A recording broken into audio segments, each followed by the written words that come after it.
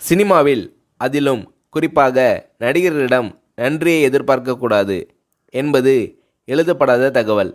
ஆனால் குறிஞ்சிப்பூ போல் நன்றி மறப்பது நன்றன்று என்ற எண்ணம் கொண்ட நடிகர்கள் வெகு சிலர் உண்டு. அதில் வடிவேலும் ஒருவர். ஏறிய ஏணியை எட்டி உதைக்கின்ற காலத்தில் தன் வாழ்வில் ஒளியேற்றிய ராஜ்கிரனுக்கு வடிவேலு அவர்கள் உதவி செய்ததாக ஒரு செய்தி உண்டு. அந்த உணர்வு எப்படி வந்தது?